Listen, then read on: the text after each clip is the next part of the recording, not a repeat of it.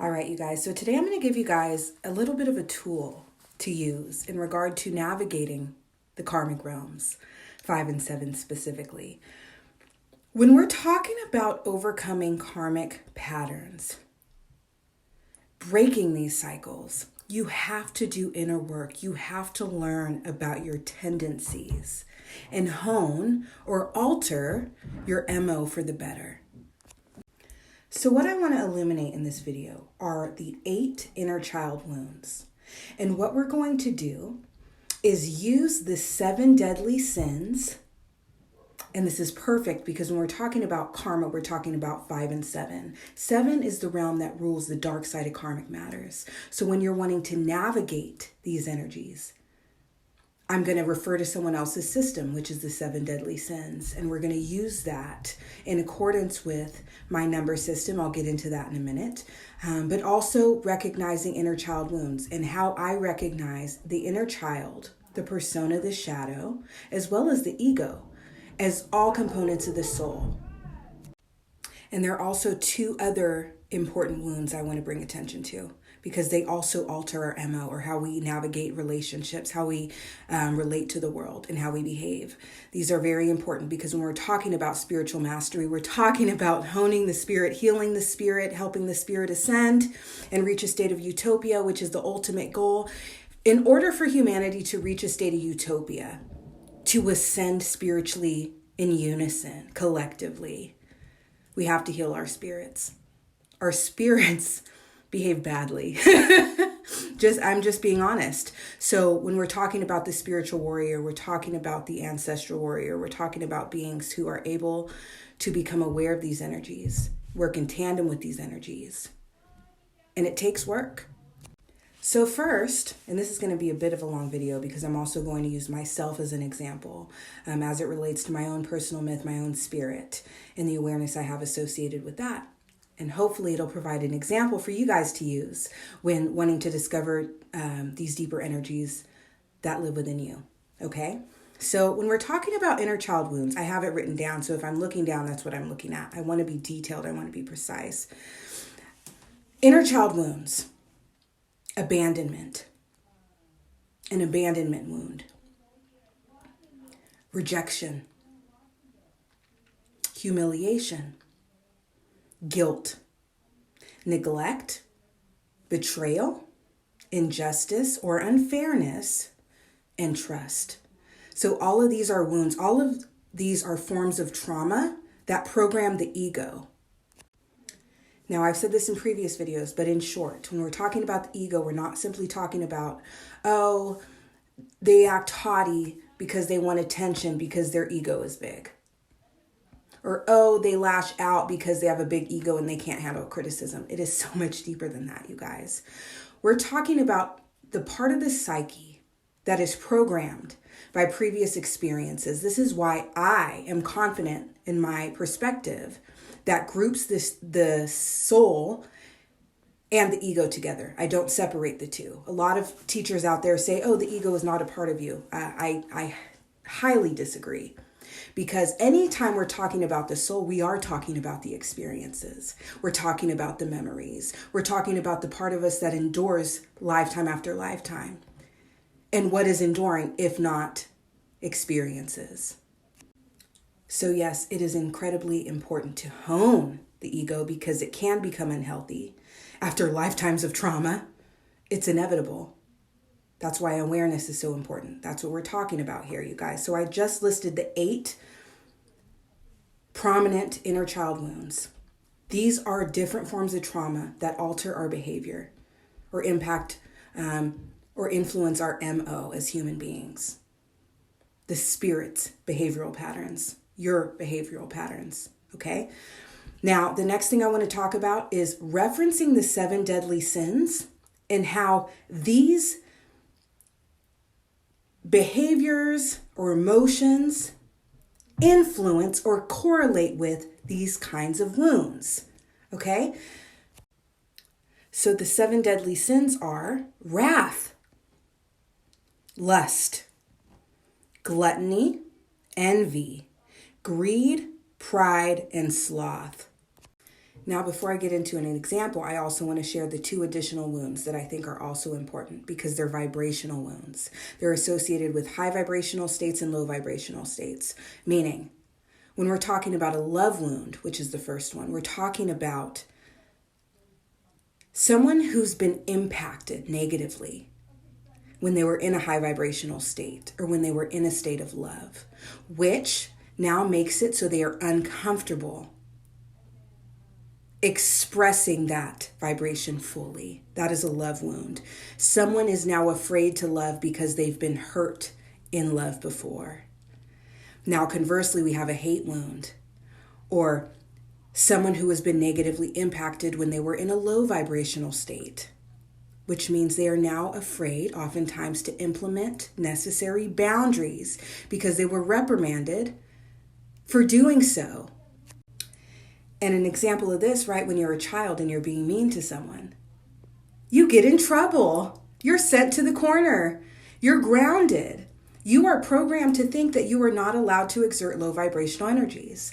Now, what's important about this, you guys, is that we have to balance these energies. We have to be comfortable locating ourselves and living somewhere in the middle.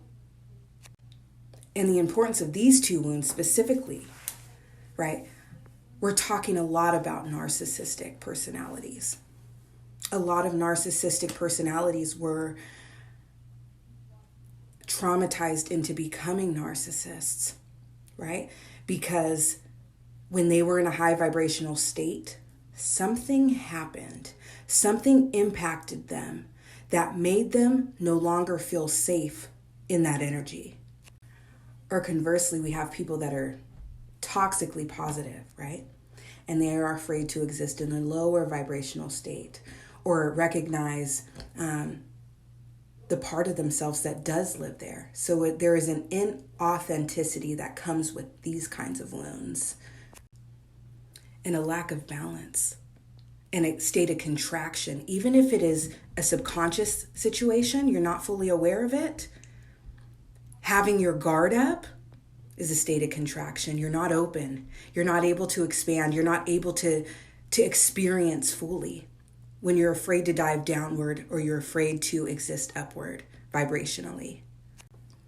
Now, in my book, I talk about this briefly, but I want to talk to you about it a little bit now. If this is your first time experiencing my content, or you just need a little bit of background information to better understand the example I'm about to share with you. I have a perspective that welcomes Jungian psychology and the concept, right, of certain spirits, mythological spirits, religious spirits influencing us. And these things are called, in my opinion, our personal myth. Now, to better understand what mythological figures may be influencing you in regard to what spirit you're being led by, name meanings hold so much energy, right? Name meanings, your astrological placements, but deeper than just the 12 standard placements or the 12 standard signs. I'm talking about fixed star correlations. So actually paying attention to the degrees, looking up the fixed star chart. Michael Irwin, I believe his name is, as far as understanding additional resonances, additional energies that influence you. Now, I have several prominent energies that influence me personally. My name is Demetra. The meaning of my name means of the goddess Demeter. So what that helps me understand is that I need to pay attention to Demeter mythology as it relates to my karmic path. When it comes to astrology, I have draconian placements. That is my sun placement. It is a Cancer sun, but it is in the constellation Draco. So I'm talking about having to pay attention to draconian energies as well. My moon sign is Leo, but it correlates with, it's the direct degree of the fixed star Regulus, which is the energy of the Archangel Raphael. So I also need to pay attention to Archangel Raphael energies in the mythology and the religious stories associated with that energy to better understand myself. Now let's talk about Demeter mythology, right? Because it's one of the strongest energies because it is my name, okay? When we're talking about the story of Demeter. We're talking about rejection. We're talking about abandonment. We're talking about injustice. We're talking about betrayal. We're talking about guilt. We are talking about virtually all of these inner child wounds I mentioned previously in this video. This is a woman whose child was stolen from her by her own family members, those she trusted, those she loved, and this was her child. So the guilt in that. And then as she's trying to find her child, the rejection she experienced, being shut out, people not wanting to take her in while she was on her journey alone, led to wrath, which is in fact one of the 7 deadly sins. So what I can honestly say is that wrath is my biggest lesson, right?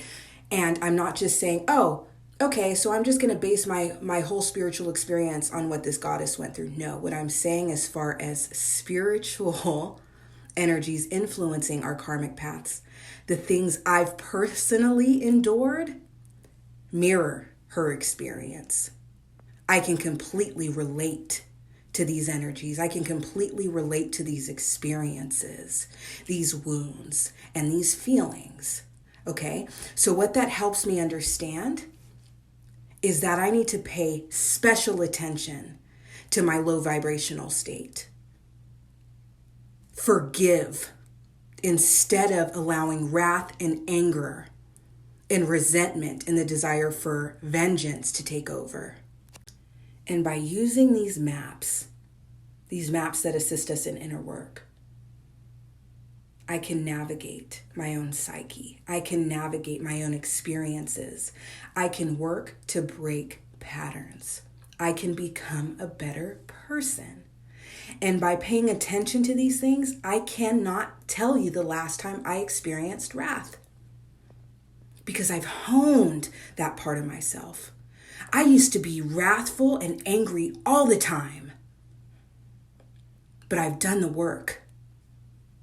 And in recognizing where this pain came from, I was able to nurture it.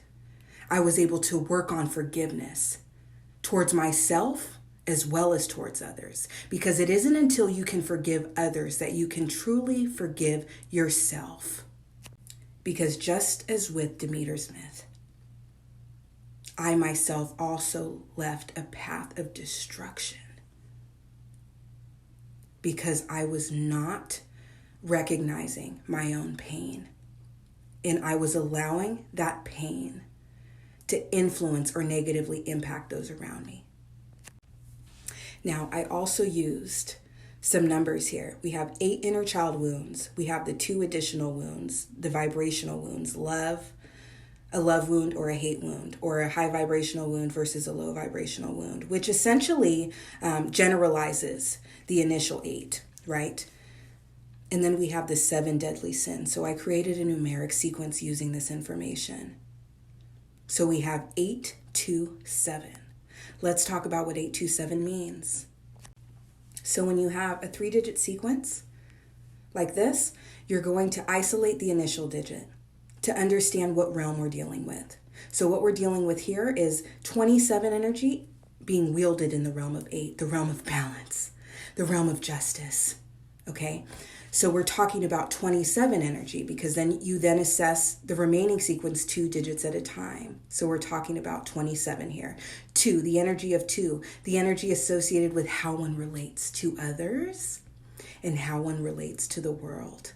Pulling in 7 energy. So we're talking about the darkness, the toxicity that is associated with how one is relating to the world or how one is relating to others, coming to an end, because 2 and 7 total 9, the number of completion and new beginnings.